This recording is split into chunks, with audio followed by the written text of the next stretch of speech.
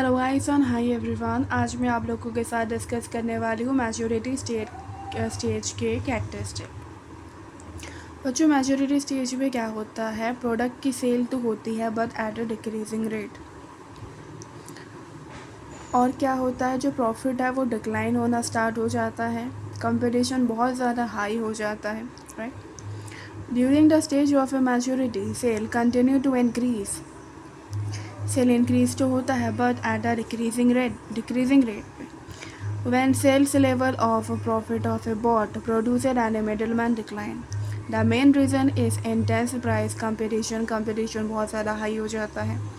Some firm extend their product line with a new product. कुछ firm क्या करते हैं, नए प्रोडक्ट क्या करते हैं, इंट्रोड्यूस करते हैं, मार्केट में लाते हैं. इसके कैरेक्टरिस्टिक देखते हैं. मैच्योरिटी स्टेज में बच्चे आपके 9 कैरेक्टरिस्टिक है. पहला है over capacity in the industries. Industry में ओवर कैपेसिटी हो जाता है. इसका मतलब है अब बहुत सारे कंपटीटर आएंगे आपके ग्रोथ स्टेज को देखकर. क्या बोलेंगे, कंपटीटर बहुत सारा आएंगे आपके ग्रोथ स्टेज को देखकर. सेकेंड है आपका इंटेंसिफाइड कंपटीशन, मतलब कंपटीशन जो है वो बहुत ज़्यादा हो जाएगा. तीसरा है बच्चों population demand and replacement demand govern future cell. इसका मतलब है बच्चों, कस्टमर को कुछ न्यू प्रोडक्ट धीरे धीरे चाहिए होता है. आप जो भी प्रोडक्ट प्रोड्यूस कर रहे हो ना, उसमें कुछ न्यू चाहिए होता है, उनको कुछ कस्टमाइज चाहिए होता है. फोर्थ है बच्चों some laggard buyer still enter the market. अभी भी कुछ कस्टमर हैं जो फर्स्ट टाइम आपका क्या कर रहे होंगे, प्रोडक्ट परचेज़ कर रहे होंगे.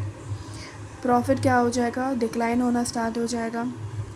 आपको कोई भी न्यू चैलेंज की ज़रूरत नहीं पड़ेगी. क्यों? क्योंकि ग्रोथ स्टेज में ऑलरेडी हो चुका है.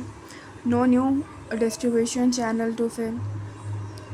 उसके बाद कस्टमर क्या करेंगे, कस्टमर अदर प्रोडक्ट में मूव होना स्टार्ट हो जाएंगे. अदर प्रोडक्ट पे सब्स्टिट्यूट प्रोडक्ट में मूव होना स्टार्ट हो जाएंगे. 7 point customer start moving toward other product and a substitute.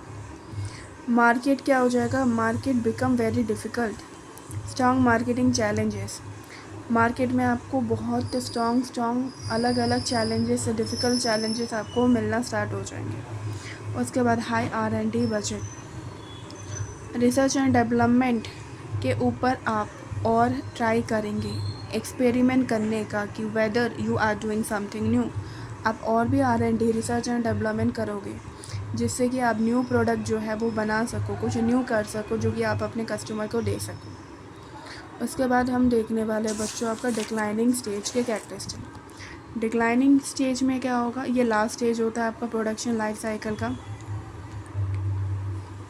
इसमें क्या होता है, सेल ज़ीरो हो जाता है, सेल एकदम डिक्लाइन हो जाएगा, प्रॉफिट नेगेटिव में चला जाएगा.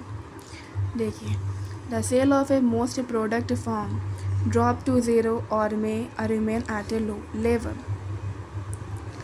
Cell decline for the number of a reason. जो आपका सेल है, जो आपका डिक्लाइन हो जाएगा, कम हो जाएगा, वो बहुत सारे रीज़न की वजह से हो सकता है. Technological advancement.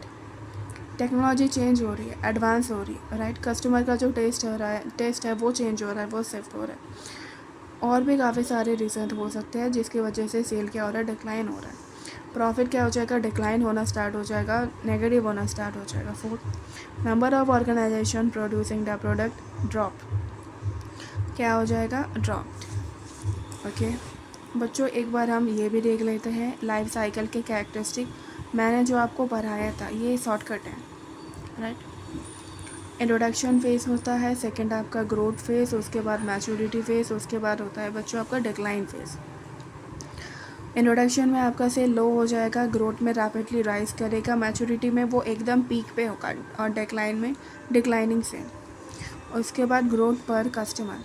इंट्रोडक्शन के फेज़ में आप अपने कस्टमर पे ज़्यादा खर्चा करोगे, हाई कॉस्ट पर कस्टमर.